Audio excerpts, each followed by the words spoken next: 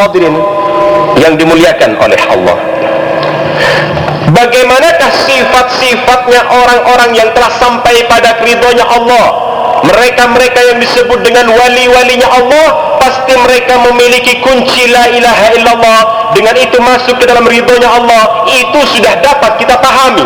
Lantas bagaimana orang yang harus mendapatkan la ilaha illallah agar la ilaha illallah maknawiyatnya bisa kita peroleh? Tidak bisa mendapatkan itu kecuali orang yang memahami dengan baik. Kita harus kembali kenal kepada Allah Subhanahu wa taala, dan kemudian setelah kenal kita menjiwai. Setelah kita menjiwai, di situ kita tahu ternyata kita hamba Allah yang lemah. Kita akan bacakan di sini sebuah pernyataan untuk mengetahui tentang sifat dari hamba-hamba Allah yang memperoleh tauhid secara hakiki, kemudian mendapatkan ridha Allah, kemudian diangkat oleh Allah menjadi nabinya, menjadi walinya, dan kemudian para wali itulah mendapatkan ma'rifat yang hakiki sehingga mereka disebut dengan al-arifin atau al-arifun. Disampaikan oleh Al-Habib Abdullah bin Abi Bakar Al-Aidrus qala fi sifat al-arifin, sifatnya orang-orang yang sudah sampai kepada tauhid, sifatnya orang-orang yang sudah sampai kepada ridhonya Allah, sifat-sifatnya orang yang telah mendapatkan irhasah. Kalau kita ingin sama dengan mereka, buktikan daripada pensifatan yang disampaikan oleh beliau ini. Dikatakan di sana, inna harakatihim wa sakanatihim wa libasahum wa aklahum wa syarbahum wa naumahum wa yaqdatahum wa dhahkahum wa sururahum min Allah wa farahahum wa jami' af'alihim min Allah wa ila Allah wa fillah wa bi amrillah. Ini sifat adalah sifatnya hamba-hamba Allah yang kenal kepada Allah, yang kenal kepada tauhid, yakni adalah mereka-mereka itu tidak ada lain kecuali gerakan-gerakan mereka, diamnya mereka, pakaian mereka, dalam perihal makan mereka, dalam minum mereka, dalam tidurnya mereka, dalam terjaganya mereka, dalam tertawanya mereka, dalam kesenangan mereka, semua itu berasal dari Allah, minallah. Kalau masih dari hawa nafsu, maka tidak bisa kita meraih daripada nilai tauhid. Kemudian dikatakan lagi, dan rasa gembira dan segala perbuatan mereka itu berasal dari Allah, ditujukan kepada Allah, bersama dengan hudurnya Allah dan bersama dengan Allah. Ini kunci. Kalau anda sendiri mampu memiliki sebuah kenyataan seperti ini, siap-siap kita akan angkat menjadi walinya Allah. Bila tidak, bukan berarti kita tidak meyakini kewalian. Boleh saja kita tidak terpilih, tetapi orang-orang yang terdahulu, orang-orang yang sekarang, baik yang dekat ataupun yang jauh, pasti mereka ada di bumi ini yang diangkat oleh Allah menjadi walinya. Karenanya, kembali saya katakan untuk diri sebagai sebuah penekanan agar kita tetap mencintai wali-walinya Allah, karena mereka juga merupakan wasilah untuk sampai kepada Nabi kita Muhammad sallallahu alaihi wasallam. Karenanya tidak bisa seseorang sampai pada kenabian kecuali ia harus melalui pintu wilayah, pintu kewalian untuk menghantarkan kita pada pintu ketuhanan, kenabian, dan dari pintu kenabian kita akan sampai pada pintu ketuhanan. Hadirin yang dimuliakan oleh Allah, apakah arti wali yang sebenarnya, ataukah apa secara bahasanya arti dari wali? Kita sering mendengar fulan waliullah, fulan waliullah, fulan waliullah, fulan waliullah. Apakah arti wali? Al-wali memiliki artian yang banyak. Anda bisa artikan al-wali sebagai tetangga. Al-wali adalah tetangga, berarti waliullah adalah orang yang berdekatan dengan Allah Subhanahu wa taala. Al-wali bisa Anda artikan sebagai penguasa, yakni orang-orang yang diberi irhasat oleh Allah Subhanahu wa taala sehingga bisa menguasai alam, bisa menguasai akal, bisa menguasai jiwa dari setiap makhluk yang ingin membantah dan ingin menjatuhkan harkat martabat beliau. Wali-walinya Allah merupakan penguasa yang diberi kekuatan secara irhasa oleh Allah. Atau kita akan mengartikan pula waliullah sebagai pengikutnya Allah yang tidak bergerak, yang tidaklah dia diam, yang tidaklah makan dan sebagainya, sebagaimana yang disifatkan tadi oleh Al-Habib Abdullah, maka sesungguhnya mereka itu pengikut kehendak Tuhan. Iradah mereka iradah Tuhan, jiwa mereka adalah jiwa yang diatur oleh Tuhan. Kemana nafsu mereka? Nafsu mereka telah tersingkirkan karena cintanya kepada tauhid, yakni kepada kalimat la ilaha illallah. Tidak ada yang mengontrol diri mereka kecuali Allah. Karenanya mereka mendapatkan ridha Allah, dan karenanya mereka diangkat menjadi wali, dan karenanya mereka mendapatkan irhasa. Bisa pula al-wali kita sebagai cinta Allah, bisa pula al-wali kita artikan sebagai sahabatnya Allah, bisa pula al-wali kita artikan sebagai penolongnya syariat Allah. Maka pengertian wali sangat luas.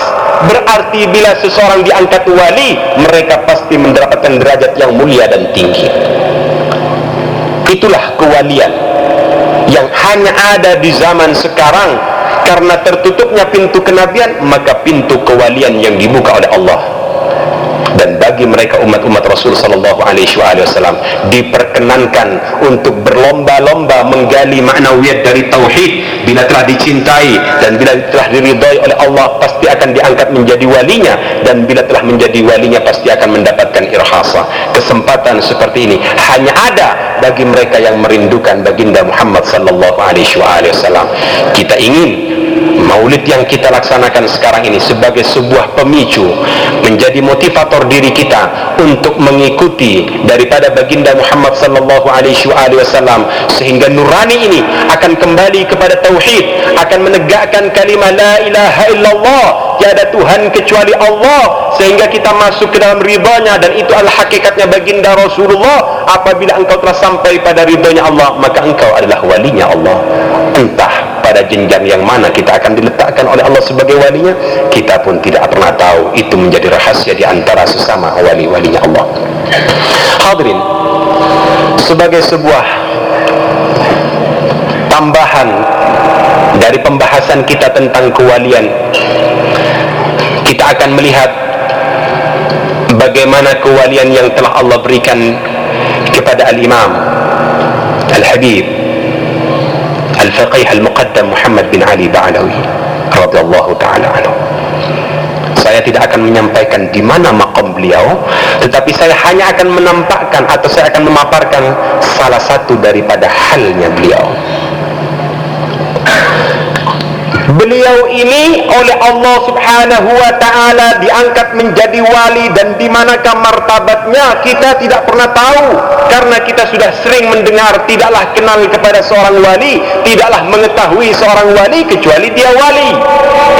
Namun hal atau kondisi kejiwaan beliau yang sempat terekam dalam sejarah dikatakan bahwa beliau adalah seseorang yang telah sampai kepada hal istighraq, yakni beliau telah tenggelam dalam sinar Tuhan.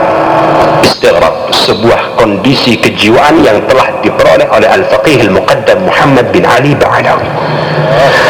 Anda tahu apa yang dikatakan istighraq? Apabila seseorang telah mengalami istighraq, tidak bernafas kecuali dalam nafasnya zikrullah. Tidaklah mereka melihat kecuali yang dilihatnya adalah Allah, dalam artian basirahnya akan tertuju kepada Allah. Bila ia telah tenggelam dalam cahaya Tuhan, maka pendengarannya adalah zikrullah, jiwa jasmaninya zikrullah, jiwa ruhaninya adalah zikrullah. Maka semuanya membentuk zikir, sebagaimana sebuah batu yang jatuh ke dalam air, semua sisinya yang ada di sana berarti tenggelam dalam kesatuan dan persenyawaan dengan air. Kondisi istighraq ini dialami oleh Al-Faqih Al-Muqaddam dalam waktu yang cukup lama, 100 hari, memendam dirinya, menenggelamkan dirinya di dalam naungan dan cahaya Allah, sehingga tidak keluar dari lisan beliau selain zikrullah, tidak keluar dari lisan beliau selain kebenaran demi kebenaran. Dan ini baru salah satu daripada kondisi atau halnya beliau, bukan makom atau kita menyaksikan ini terjadi kepada seseorang, kemudian orang mengatakan dia waliullah, maka dengan lapang dada dan dengan akal yang terbuka kita akan berkata demikianlah perihal dari orang-orang yang memiliki irhasa. Namun makamnya kita tidak akan pernah tahu. Benamkan diri kita sehingga tidak ada sisi yang tidak terkontrol, sehingga tidak ada sisi yang tidak lari melainkan kepada Allah. Totalitas seperti ini telah diajarkan oleh Al-Faqihil Muqaddam. Jadikan dirimu bersama dengan Allah dalam semua sisinya, maka engkau tidak akan berucap melainkan kebenaran, engkau tidak akan berucap melainkan keberkahan, karena sesungguhnya engkau telah mendengar, maka semuanya itu dalam kontrol, dalam kendali Allah Subhanahu wa ta'ala. Orang kalau sudah berada di dalam kondisi istighraq, maka mereka akan melihat dengan cahaya Allah. Sehingga Al-Faqihil Muqaddam di waktu itu membuka rahasianya negeri-negeri yang ada di Jazirah Arab di waktu itu, mengatakan bahwa negeri ini dengan negeri ini akan ditimpa musibah. Kemudian beliau pernah mengungkapkan bagaimana perjalanan spiritualnya di dalam melihat dan menjumpai para malaikat-malaikat Allah, bagaimana beliau melakukan mi'rajnya, sehingga sebagian riwayat mengatakan 70 kali dalam satu hari satu malam. Kondisi-kondisi seperti ini dikatakan ahwalat, yakni kondisi-kondisi hal dalam setiap maqam atau martabah yang diperoleh oleh beliau. Jangan mendustakan. Yang mendustakan pasti tidak memiliki dalil. Jangan meragukan, karena setiap keraguan demi keraguan terhadap walinya Allah akan menunjukkan isyarat ketidakmampuan dia untuk menangkap siapa nabinya Allah. Kepada walinya Allah saja sudah tidak bisa menerima kenyataannya, apalagi kepada nabinya Allah, apalagi kepada baginda Rasulullah sallallahu alaihi wasallam yang sirnya sampai sekarang masih belum tuntas dibicarakan. Dan kalaupun ada acara maulid, kita hanya membahas maulid kelahiran Rasulullah secara jasmania. Mohon, kajian-kajian tentang jasmania Rasulullah bukan berarti tidak penting. Setelah kita pelajari itu, berikanlah sebuah kajian yang lebih tinggi kepada anak-anak kita, agar mereka mencintai Rasulullah dengan sebaik-baiknya, agar mengenal Rasulullah dengan sebaik-baiknya, dan mengenali Rasulullah dari dua dimensi, secara jasmania dan secara ruhani. Sayang, karena maulid telah didominasi oleh kajian-kajian jasmani, tidak pernah dibahas tentang ruhani dan nurnya baginda Rasul, maka pengenalan itu menjadi jonklang, pembelaan kepada Rasulullah menjadi minim dan sirna. Disinilah cinta mulai berkurang. Maka janganlah menyebut nama Muhammad, membawa kalimat tauhid pun mereka sudah malu. Ini semua kondisi telah terjadi di zaman sekarang. Mari kita kembalikan mengenali Allah melalui baginda Rasul, dan mengenali baginda Rasul melalui para wali, dan para wali merupakan sebuah pintu gerbang menuju pada ridha Allah yang paling dekat dengan diri kita. Kemudian yang kedua, kita akan melihat bagaimana daripada seorang waliullah, beliau adalah Al-Habib As-Sayyid Al-Imam Abdul Rahman As-Saqaf. Beliau memiliki sebuah hal yang disebut dengan at-tawajjud. Beliau memiliki sebuah hal yang disebut dengan al-wijdani, yakni sebuah perasaan total mencintai Allah, yang apabila telah bergelora jasmani beliau bergetar bila beliau membacakan zikir dengan getar jiwanya yang penuh dengan cinta kepada Allah dalam sebuah simak. Zikirnya ditawajjuhkan kepada murid-muridnya, maka semua murid-murid beliau akan mengalami tawajjuh yang ditransfer oleh sebuah gerakan dan cinta dari jiwa beliau, sehingga dikatakan tawajjuh itu adalah sebuah tarikan kuat pada diri seseorang, sehingga jasmaninya tidak bisa bertahan dalam satu kondisi, pasti terpelanting, pasti sebagaimana seekor ayam yang disembelih menggelepar-gelepar. Kenapa? Karena jasmaninya yang lemah.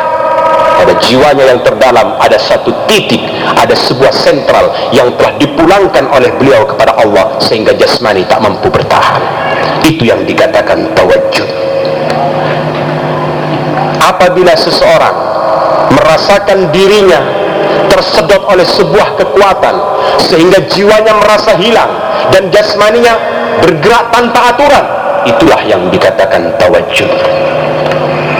Jangankan zikrullahnya, jangankan tawajjuhnya yang menimbulkan tawajjuh atau wijdan, bahkan gamis beliau, gamis yang dipakai oleh beliau bila dipinjamkan kepada muridnya, maka seketika muridnya akan mengalami tawajjuh. Pernah salah satu dari kemenakan beliau bertanya dengan apa yang dialami, karena sesungguhnya tawajjuh tidak bisa dibahasakan karena itu bagian rasa. tanpa banyak berkomentar, Al-Habib Abdurrahman As-Saqaf kemudian melemparkan jubahnya kepada seseorang tersebut yang beliau adalah kemenakannya. Tiba-tiba mengalami sebuah tawajud yang luar biasa, jiwanya tersedot oleh sebuah kekuatan yang entah apa. Begitu telah tiba gamisnya beliau kepada tubuh orang itu, menggelepar bagaikan satu ayam yang disembelih, dan selepas itu segera diambilnya kembali karena beliau tahu orang yang tawajud tidak siap bertahan dalam waktu yang lama. Kemudian ditanyakan kepadanya, apa yang kau rasakan? Entahlah, aku terbawa oleh sebuah kekuatan besar, jasmani tak mampu bertahan. Itulah tawajud. Ini yang dikatakan, bila tawajud dilemparkan oleh seorang hamba Allah yang telah meraih maqam wali kepada satu tumbuh-tumbuhan, pasti mati tumbuh-tumbuhan itu. Bila dikatakan kepada seseorang, matilah engkau, sebagaimana maqam ini juga pernah diperoleh oleh beliau Al-Habib Abdurrahman As-Saqaf. Bila mengatakan mati kepada seseorang, pasti mati. Kenapa? Karena satu kumparan sir yang ada dalam dada beliau langsung ditawajudkan pada jiwa, dan jiwa yang akan terjadi. Ini yang disebut dengan sebuah hal. Kita baru berbicara tentang halnya dua hamba Allah yang kita yakini sebagai wali. Ini sudah menjadi rahasia yang tidak pernah habis-habis. Bagaimana mungkin akan berbicara tentang baginda Muhammad sallallahu alaihi wasallam yang tidak akan pernah bisa selesai-selesainya kita membicarakan apa yang dikatakan oleh Rasulullah. Demi Allah, engkau tidak akan pernah mengenal hakikat Muhammad yang sebenarnya. Diwakili oleh salah satu keluarganya, Al-Imam Ja'far Shadiq, menyebutkan bahwa sesungguhnya bila pujian kalian lambungkan kepada kami, tidak akan pernah sampai pada hakikat kami. Demikian pula dengan caci makian kalian, setinggi apapun caci makian kalian tidak akan pernah menodai kami, karena sesungguhnya Rasulullah dan keluarganya telah diberi sebuah kedudukan yang tinggi. Hadirin yang dimuliakan oleh Allah, di sini kita sudah berbicara tentang istighraq dan tawajud atau wujdan yang telah dimiliki oleh wali-walinya Allah. Maka kita akan melihat bagaimana konsep struktur kepengutarakan oleh urafa, siapa-siapakah wali itu dan bagaimanakah tatanan-tatanan mereka. Kita akan belajar di malam ini guna untuk melengkapi harapan kita bahwa tidak akan sampai kepada Rasulullah kecuali dengan wilayah para wali, dan tidak akan sampai kepada Allah kecuali dengan baginda Muhammad sallallahu alaihi wasallam. Disebutkan bahwa sesungguhnya para wali-walinya Allah itu memiliki maratib, memiliki jenjang-jenjang. Disebutkan yang pertama, al-ula martabatul qutbiyah. Yang pertama adalah satu jenjang kekutuban. Wala yakun fiha abadan illa wahid ba'da wahid. Dan tidaklah terdapat dalam maqam kutub ini selamanya kecuali seorang demi seorang. Satu maqam yang tertinggi yang disebut dengan al-qutbiyah. Al-qutbiyah, maqam yang paling tinggi ini tidak diduduki kecuali oleh satu orang dari setiap zamannya, dan selamanya harus satu orang. Sehingga kita sering mendengar fulan wali kutub, fulan wali kutub. Ataukah kutub ini yang dimaksudkan ataukah kutub yang lain? Ini adalah martabah yang pertama. Apabila seseorang telah sampai kepada martabah al-qutbiyah tadi, wa yusamma ghauthan, maka ia akan diberi nama dengan al-ghauth, likaunihi mughithan lil khalqi fi ahwalihim, dikarenakan mereka lah yang menolong dari setiap ciptaan-ciptaan Allah dalam segala kondisi mereka. Ini adalah maqam qutbiyah. Di dalam maqam qutbiyah, orang yang meraihnya disebut dengan al-ghauth, dikarenakan memang tugasnya untuk menolong hamba-hamba Allah dalam segala kondisi. Ini martabah yang pertama.